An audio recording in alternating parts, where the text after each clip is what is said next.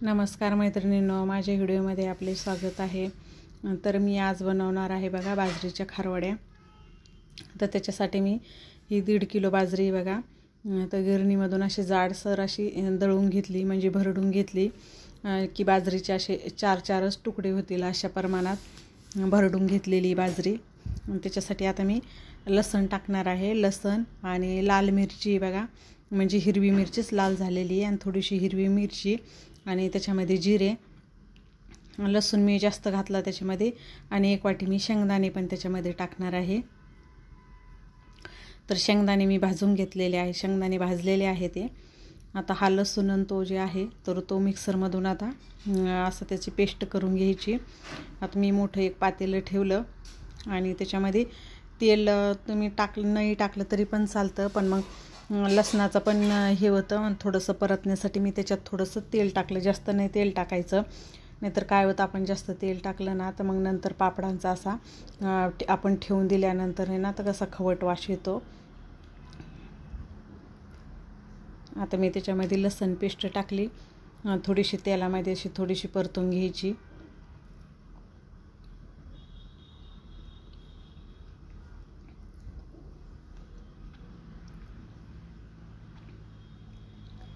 आता मी मिरची ते पण मिक्सरमधून काढली, जिरे आणि लाल मिरची आणि हिरवी मिरची। म्हणजे कसं आपण हिरवीच मिरची घातली ना तर लाल मिरची घातल्यानंतर ते दिसायला पण छान वाटतं, म्हणजे बाजरीचं पण हिरवंच असतं, आणि ते हिरवे याच्यामध्ये असं थोडंसं लाल लाल दिसली ना मिरची तर छान वाटते। म्हणजे मिरची पण एकदम अशी बारीक नाही काढायची, लसूण पण मी एकदम असं बारीक पेस्ट नाही केली त्याची, थोडासा लसूण पण थोडा जाडच ठेवला, आणि मिरची पण त्याच्यामध्ये मिरची जे टाकली ना मिरची पण मिक्सरला जाशी जाडच ठेवली, कारण की ते त्याच्यामध्ये दिसलं पण पाहिजे। नंतर वरतून मी त्याच्यात पाणी टाकलं। आपल्या 1.5 किलोची बघा, तर 1.5 किलोला जवळपास मी 10 लिटर पाणी टाकलं असेल त्याच्यामध्ये।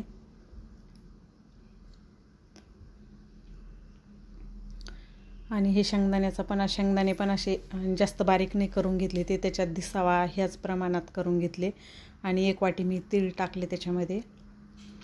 आता हे आदनामध्येच टाकून दिले मी ते तीळ आणि ते, कारण मी याचे पापड जे आहे तर मी थापून नाही करणार आहे, पळीनंच टाकणार आहे, म्हणजे पळी पापडीच करणार आहे। त्याच्यामुळं चवीनुसार मीठ, त्याच्यामुळं मी जास्त पाणी टाकलं त्याच्यामध्ये। आता छान हे बघा साधन आलंय, छान उकळी आली याला। आता याच्यामध्ये काय करायचं, जे आता आपलं ते पीठ आहे ते कण्या ज्या भरडलेल्या तर ते अशा थोड्या याच्यात टाकायचं, म्हणजे कारण की असं थोडं टाकलं ना तर गाठी पण होत नाही, नाहीतर तुम्ही एकदमच टाकून दिलं ना तर मग त्याच्या गाठी बनतात। त्याच्यामुळं असं एकदम थोडं असं चौकड असं पसरून टाकायचं, आणि खाली उकळत असल्यामुळं त्याची गाठ बनत नाही, ते लगेच पाण्यामध्ये पसरून जातं।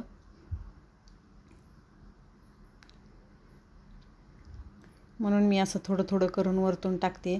किंवा तुम्हाला बाजरीच्या पापड्याच्या पण अशी जास्तच हिरवा कलर नको असला, आणि थोडं कोणी आंबवून पण करतं, आंबवलं म्हणजे एक रात्रभर त्याला पाण्यात ठेवायचं त्या कण्या, आणि दुसऱ्या दिवशी त्याचं पाणी वरची काढून टाकायचं, आणि त्याच्या पापड्या बनवायच्या। तर मग त्या हिरव्या पण होत नाही, कलर पण थोडा बदलतो, थोडा पांढरा कलर होतो, ज्वारीच्या पापडीसारखा कलर येतो त्याला, म्हणजे जास्त हिरव्यागार पण दिसत नाही। पण मग त्याच्यातलं ते आपण पाणी काढून टाकतो तर मग पूर्ण ही टॅमिन तर निघूनच जातं। त्याच्यामुळं मग मी काय करते की डायरेक्टच अशी बाजरी मी अशी भरडून घेतली, थोडीशी जाडसरच भरडायची ती, आणि मग त्यानंतर आपल्या शिजण्याच्या याच्यामध्ये तर त्या कण्या आपल्या शिजून निघतातच। असं मी थोडं टाकून असं वरतून थोडंसं हाताने टाकून आहे ना एका हाताने सारखं त्याला पळीनं असं हलवत राहावं लागतं, नाहीतर खाली लागण्याची बी शक्यता असते, नाहीतर मग त्याच्यामध्ये गाठी बनतात। तर त्या गाठी बनवू नये त्याची काळजी घ्यायची, नाहीतर मग गाठी बनल्या तर मग पळीपान पण आपल्याला ते पळी पापड्या करायच्या ना तर त्या पण आपल्याला व्यवस्थित पळी नाही हे टाकता येत नाही, गाठी असल्यामुळं, आणि गाठी फोडायला पण आपल्याला जड जातात, म्हणजे गाठी पण त्याच्या फुटल्या जात नाही लवकर। त्याच्यामुळं अगोदरच ही काळजी घ्यायची। मी गॅस कमी केलेला नाही आहे, गॅस फुलच आहे, कारण ते उकळतं ना, उकळल्यामुळं ते लगेच पांगलं जातं। त्याच्यामुळे मी असं वाटीनं वगैरे पण नाही टाकलं, हातानंच टाकलं भुरभरून, की म्हणजे जेणेकरून की आपल्या गाठी नाही बनल्या पाहिजे।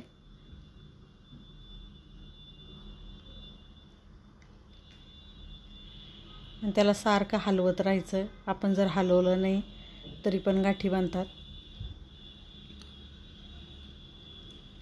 आणि पळी पान करायला कसं पातळच ठेवावं लागतं, त्याच्यामुळे मी पाणी जास्त टाकलं होतं त्याच्यामध्ये.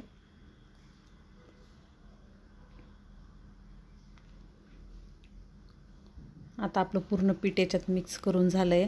आता याला छान असं उकळू द्यायचं. एवढं आता ह्या प्रमाणामध्ये आहे बघा, असं एवढं पातळ आहे हे. अजून आता हे शिजलेलं नाही. आता याला शिजू द्यायचं. म्हणजे थोड्याशा नॉर्मल कुठंतरी अशा वरतून ज्या गाठी झाल्यात, म्हणजे गाठी पण नाही झाल्या त्या, लगेच अशी पळी फिरवली ना, चमचा फिरवला की लगेच तळल्या जाते त्या. गाठी वगैरे काही झाल्या नाही आहे.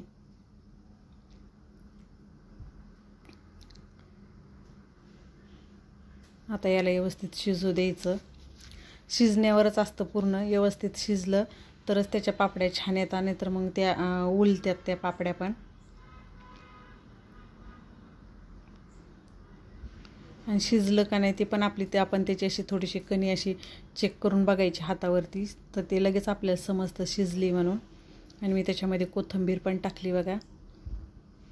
शिजत आल्यानंतर मी कोथिंबीर टाकली, अगोदरच नाही टाकली, कारण ते आपल्याला नंतर अगोदरच जर टाकली असती तर ती कोथिंबीर पण आपल्याला दिसली नसती त्याच्यामध्ये, पापड्यामध्ये.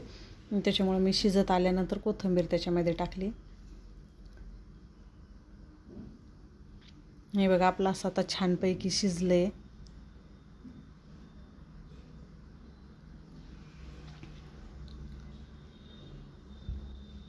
छान शिजलंय. आता मी चेक पण केलं शिजलं का, ते शिजलं पण.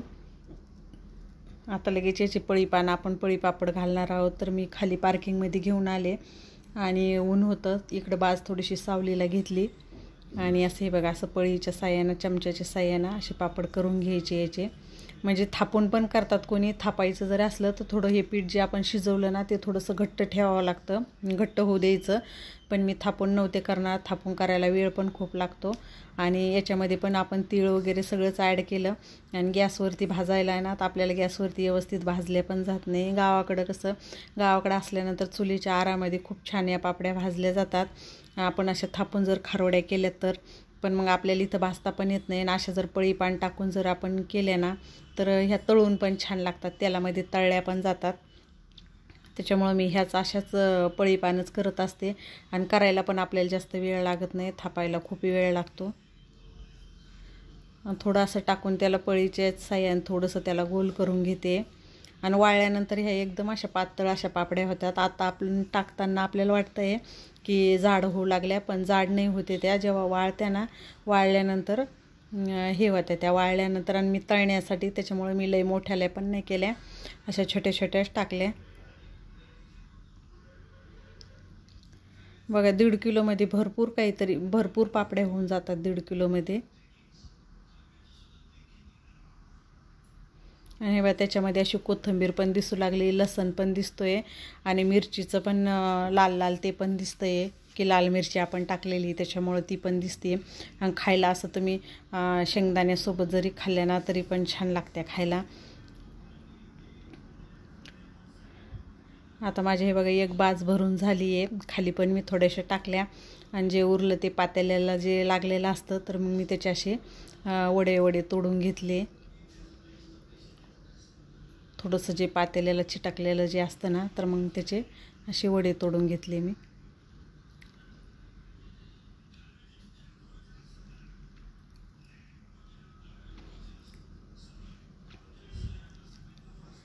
आणि ह्या पापड्या ज्या आहे ना तर ह्या पावसाच्या अगोदरच संपायच्या. पाऊस पडल्यानंतर पण खायला चवदार नाही लागत. त्या उन्हाळ्यामध्ये छान लागत्या खायला.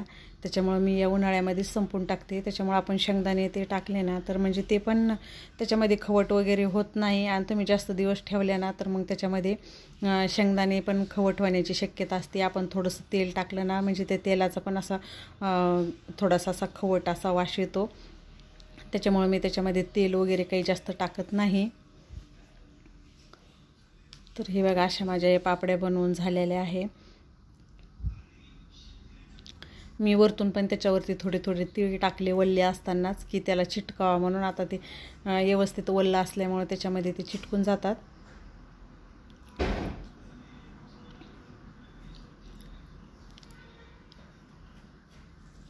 तर माझा आजचा व्हिडिओ तुम्हाला कसा वाटला खारोड्याचा ते मला तुम्ही कमेंटद्वारे कळवा. आणि जर का माझे व्हिडिओ तुम्हाला आवडत असेल तर माझ्या चॅनलला सबस्क्राईब करा. हिरवी कोथिंबीर पण छान दिसते. आणि माझा पूर्ण व्हिडिओ बघितल्याबद्दल धन्यवाद.